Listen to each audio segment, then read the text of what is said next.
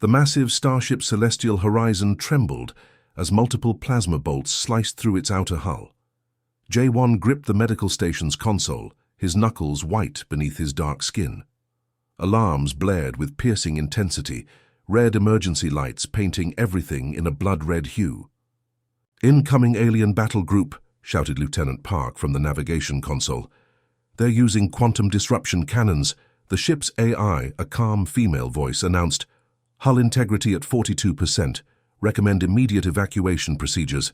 J1 wasn't a typical medical officer.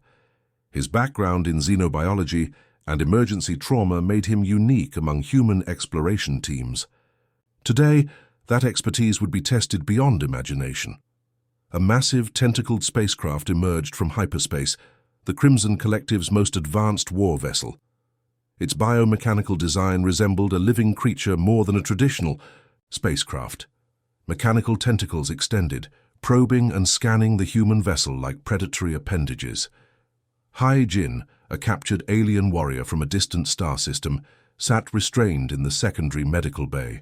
Her exoskeleton gleamed with iridescent scales, eyes flickering with an intelligence that seemed both ancient and dangerous. She wasn't human, but something entirely different, a bioengineered soldier bred for extreme combat scenarios. When the first massive energy wave hit, the celestial horizon stabilizers failed.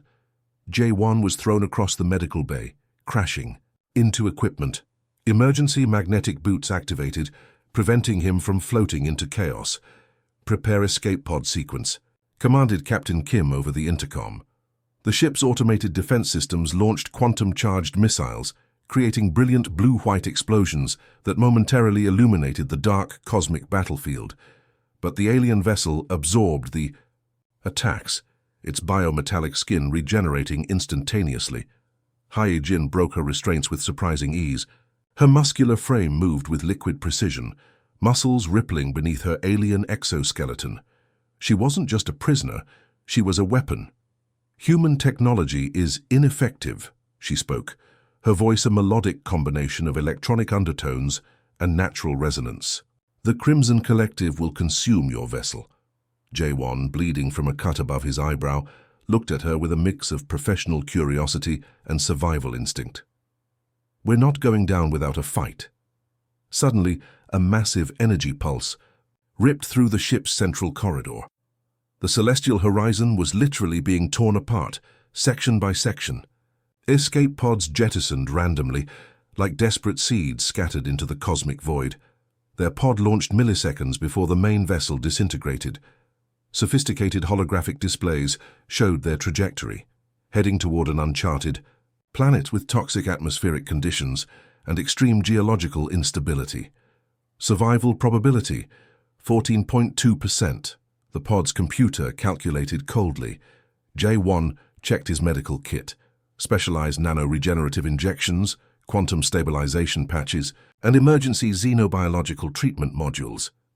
He was prepared for almost anything. Jin watched him, her multifaceted eyes studying every movement. "You prepare extensively," she observed. "Most humans would have surrendered." "Surrender is not in our genetic code," J1 responded, adjusting the pod's landing protocols. The descent was violent. Magnetic storms interfered with navigation. Rocky terrain approached at impossible speeds. Their pod would either find a landing zone or become another cosmic wreckage. Just before impact, J1 activated emergency energy shields. The pod crashed through dense rock formations, carving a kilometer-long trench before finally coming to a violent stop. Silence. Then movement. J1's emergency medical systems activated automatically. Diagnostic scans revealed minor fractures, moderate concussion potential, but overall structural integrity remained stable. Hai Jin emerged from her crash restraints, her alien physiology clearly superior in handling extreme physical stress.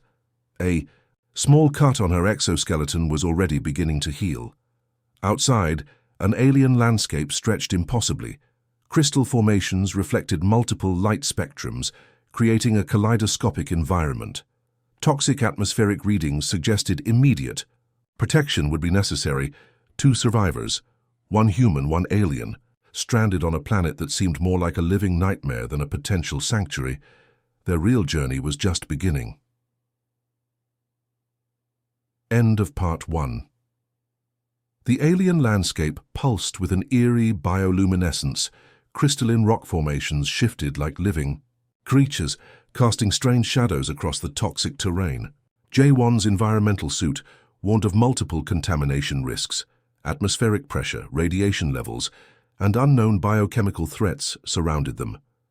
Hee-Jin moved with predatory grace, her alien senses far more advanced than human perception. She could detect microscopic changes in air composition, track minute vibrations through the ground, and process environmental data at speeds that would overwhelm human capabilities. "We have approximately 72 hours of survival resources," J1 calculated, checking the emergency medical kit's inventory. Specialized nanofilters, quantum-filtered water pouches, and compact nutrient blocks would keep them alive, but just barely. A distant rumble echoed across the landscape. Something massive moved beneath the planet's crystalline surface. The ground trembled with a rhythm that suggested more than random geological activity. "We need shelter," Hee-Jin stated, her multispectral vision scanning the horizon. "Those rock formations contain electromagnetic shielding, primitive but effective." J1 appreciated her strategic thinking. Despite being prisoners moments ago, survival now demanded cooperation. Their individual skills complemented each other in ways neither could have predicted. The cave system they discovered was anything but natural. Perfectly symmetrical tunnels suggested intelligent design, or perhaps a living organism that mimicked architectural precision. Bioluminescent fungi provided soft blue-green illumination, creating an almost ethereal environment. Suddenly, Hee-Jin collapsed. Her alien physiology, so previously resilient, now betrayed weakness. J1's medical training kicked into overdrive. Specialized diagnostic tools emerged from his emergency kit, scanning her complex biological structure. "Quantum radiation poisoning," he muttered. The planet's unique radiation spectrum was attacking her cellular structure at a molecular level. Most human doctors would have been helpless. But J1 wasn't just a typical medical officer. His years of xenobiological research had prepared him for impossible scenarios. Improvised medical procedures began. Nano-regenerative injections, carefully calibrated to match her alien biochemistry. Quantum stabilization patches that could potentially repair cellular damage. Each movement was calculated, precise, desperate. Hours passed. Hee-Jin's condition fluctuated between critical and marginally stable. Her exoskeleton began displaying intricate color patterns, a biological response system that communicated her internal stress.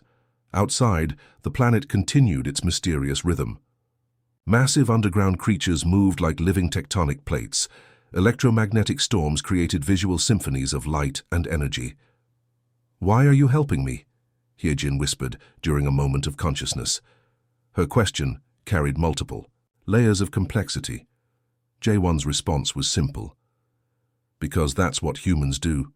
The next 48 hours became a battle against impossible odds. Limited resources, an unknown planetary environment. Two species traditionally considered enemies, now dependent on each other's survival. J1 discovered that Hee-Jin's biology responded uniquely to specific electromagnetic frequencies. By modifying his medical equipment, he could create localized healing fields that accelerated her recovery. Communication evolved beyond language, subtle gestures, shared survival strategies, a growing understanding that transcended their initial hostile encounter. On the third day, Hee-Jin's recovery became miraculous. Her alien regenerative capabilities, combined with J1's innovative medical interventions, transformed her from a dying warrior to a potential survivor. "Your medical knowledge exceeds typical human capabilities," she observed, studying J1 with renewed respect. He simply smiled. Necessity breeds innovation. As darkness fell across the alien landscape, they prepared their makeshift shelter. Two survivors, one human, one alien, united by survival, separated by entire evolutionary histories, their greatest challenges were yet to come. End of Part 2. The ground trembled with a violent fury that seemed almost alive. Massive crystalline predators erupted from beneath the planet's surface, biomechanical creatures with razor-sharp appendages and hunting algorithms more complex than any Earth-based intelligence. J1 and He-Jin were collecting water from a nearby mineral-rich stream when the attack began. The first creature burst through a translucent rock formation, its body a nightmare of shifting metallic segments and pulsing organic tissue. "Move!" He-Jin screamed, pushing J1 aside as a massive crystal-edged tentacle crashed down where he had been standing moments before. Their survival dance began. He-Jin's combat training made her a whirlwind of calculated movements. Her alien physiology allowed her to predict attack trajectories with supernatural precision. But these creatures were different. They adapted faster than any opponent she had encountered. J1 wasn't a combat specialist, but years of medical training had given him a unique understanding of movement, anatomy, and survival. He noticed patterns in the creature's attack sequences, subtle rhythms that could be exploited. A second creature emerged, its body a complex network of electromagnetic tendrils and crystalline blades. When it struck, He-Jin couldn't fully dodge. The creature's appendage caught her left side, sending her crashing through a formation of bioluminescent rocks. The impact was devastating. Her exoskeleton fractured. Multiple structural supports collapsed. What would have been fatal injuries for a human became a critical situation for her advanced biological system. J1's medical training exploded into action. He understood immediately that conventional medical procedures wouldn't work. Her alien biology required something far more complex. The creatures continued their assault. J1 dragged He-Jin behind a massive crystal formation, using the electromagnetic properties of the rocks as a temporary shield. "Your limb structure is catastrophically damaged," he assessed, his hands already working. Specialized medical nanotools emerged from his emergency kit, devices designed for extreme xenobiological interventions. He-Jin's pain response was different from human reactions. Complex color patterns rippled across her exoskeleton, a biological communication system expressing her internal trauma. Probability of full recovery, 22.6%. Her internal diagnostic system calculated coldly. J1 disagreed. Using materials from the environment, emergency medical equipment, and his deep understanding of biological reconstruction, he began an impossible procedure. Crystalline fragments from the surrounding environment became structural support. Specialized nano-regenerative compounds filled microscopic damage points. Hours passed. The planet's bizarre ecosystem continued its mysterious rhythms. Underground, creatures moved like living geological systems. Electromagnetic storms created visual symphonies of light and energy. He-Jin's body slowly transformed. Her damaged limb became a hybrid creation, part original biological structure, part advanced technological enhancement. J1 wasn't just repairing. He was reimagining her entire physiological potential. "This shouldn't be possible," she whispered. Watching her reconstructed limb integrate with her existing biological systems, J1's response was simple. Impossible is just a limitation waiting to be challenged. By the procedure's completion, He-Jin's new limb was more than a replacement. It was an evolution, enhanced strength, accelerated regenerative capabilities, integrated sensory systems that expanded her perceptual range. The creatures outside continued their mysterious hunt. But inside their crystal sanctuary, something extraordinary had happened. A human and an alien, united by survival, had achieved what neither of their civilizations would have thought possible. As night fell across the alien landscape, He-Jin flexed her new limb. The movement was fluid, powerful, different. "You didn't just heal me," she said, looking at J1 with a complex mix of gratitude and newfound respect. "You transformed me." He simply smiled. Their greatest challenges were still ahead. End of Part 3. The planet's electromagnetic storms created a symphony of light and energy, casting ethereal shadows across their crystal sanctuary. Weeks of survival had transformed Jae-won and Hye-jin's relationship from potential enemies to something far more complex. Late one night, during a routine medical examination, something unexpected happened. Hye-jin's advanced biological systems began displaying unprecedented quantum fluctuations. Jae-won's medical scanners went wild, capturing data that defied every known scientific understanding. "Your cellular structure is changing," he murmured, scanning the intricate patterns dancing across his holographic display. Hye-jin's multispectral eyes flickered with an intensity that suggested more than just a biological anomaly. The proximity to Jae-won, the shared trauma of survival, and the quantum-level medical interventions had created something extraordinary. A biological connection. Their genetic structures, though seemingly incompatible, were beginning to communicate. It wasn't just medical science, it was something that bordered on the miraculous. Days passed. The connection deepened. Hye-jin discovered she could now perceive microscopic changes in the environment with enhanced clarity. Jae-won found his own physiological responses becoming more adaptive, more resilient. "This is impossible," he whispered one evening, watching crystalline microorganisms dance around their shelter. Hye-jin's response carried multiple layers of meaning.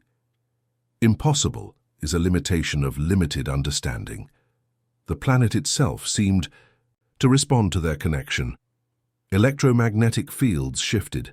Underground creatures moved with a rhythm that felt almost responsive, as if the entire ecosystem was observing their unprecedented biological merger. Suddenly, a diagnostic scan revealed something that changed everything. Hye-jin was pregnant, not through any traditional reproductive method, but through a quantum-level biological fusion that defied every known scientific principle.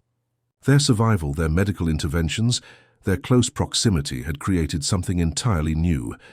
A hybrid embryo, Jae-won calculated, his medical training struggling to comprehend the impossible data before him. The embryo existed in a state of quantum potential, part human, part alien, something that could potentially bridge entire evolutionary barriers.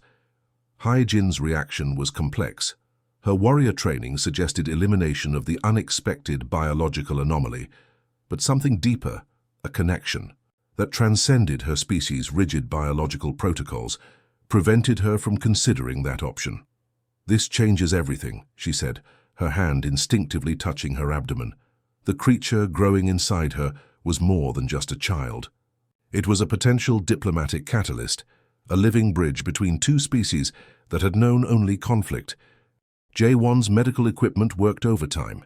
Specialized nutrient compounds, quantum stabilization fields, protective electromagnetic barriers, everything to ensure the survival of this unprecedented life. Their shelter became a sanctuary of scientific miracle.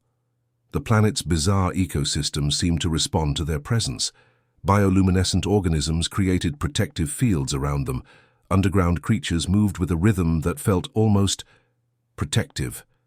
"Our civilizations will never understand this," Hye-jin said, watching the quantum patterns dance across her diagnostic displays. Jae-won's response was simple but profound. Some connections transcend understanding. As weeks passed, the embryo continued its impossible development. Genetic markers from both species merged, created, evolved. It was biological poetry, a living testament to the potential of life beyond traditional limitations. The planet watched. The universe seemed to hold its breath. Their greatest challenge was yet to come. But in this moment, in their crystal sanctuary, Jae-won and Hye-jin had created something that could change everything. A hope beyond species, a life beyond limitation, a future beyond imagination. End of Part 4. The rescue shuttle descended through toxic atmospheric layers, its quantum displacement engines cutting through electromagnetic storms like a knife. Jae-won held their child, a living miracle that defied every known biological understanding. The infant's eyes shifted between human and alien spectrum, revealing a complexity that would challenge entire scientific paradigms. Soft, crystalline, Patterns danced across its skin, a living testament to the impossible connection between two species. Military containment protocols activated the moment they were detected. Specialized quarantine units surrounded their landing zone. Heavily armed xenobiological research teams prepared for what they assumed would be a potential threat. "Containment is not an option," He-Jin whispered, her enhanced combat systems. Preparing for potential conflict, J1 understood the stakes. Their child represented more than just a biological anomaly.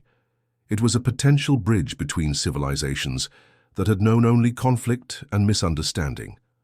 The first confrontation happened quickly. Human military commanders demanded immediate separation. Alien research teams wanted comprehensive biological analysis. Their child would become a specimen, a subject of endless scientific scrutiny. But J1 and He-Jin had survived an impossible planet. They would not be separated now.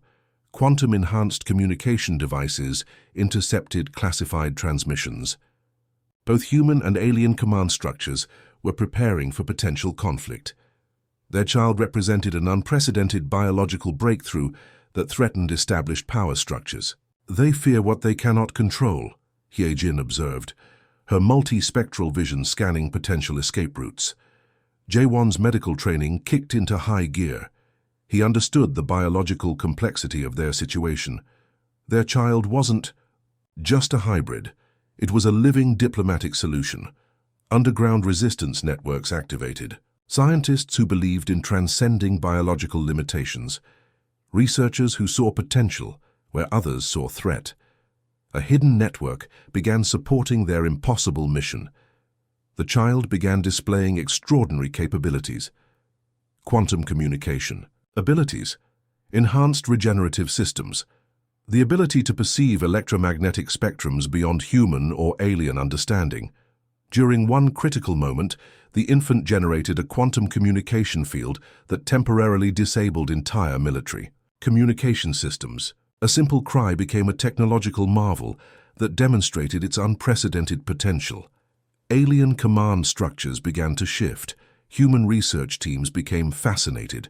The child was changing perspectives simply by existing. He-Jin's warrior. Training prepared them for potential conflict. J1's medical expertise created protective biological protocols. Together they became more than survivors. They became revolutionaries. Their movement grew. Scientists, researchers, individuals who believed in transcending biological and cultural limitations. The child became a symbol of potential, a living demonstration that connection could overcome centuries of conflict. Massive diplomatic conferences were called. Military leaders from multiple star systems gathered. Research teams from diverse civilizations studied their unprecedented biological connection. The revolution wasn't about conflict. It was about understanding. Their child represented a new type of potential. Not just a biological hybrid, but a living demonstration that connection could overcome seemingly impossible barriers. Electromagnetic communication networks began shifting. Cultural understanding expanded. The very concept of species limitation was being challenged. "We are more than our biological origins," J1 would later say in historic diplomatic sessions. "We are potential waiting to be understood." He-Jin stood beside him, their child in her arms, a living testament to impossible connection. The universe watched, and everything began to change. Their survival on that impossible planet had become more than a personal journey. It had become a revolution of hope, a hope that transcended species, a potential that challenged limitations, a future beyond imagination. End of Part 5.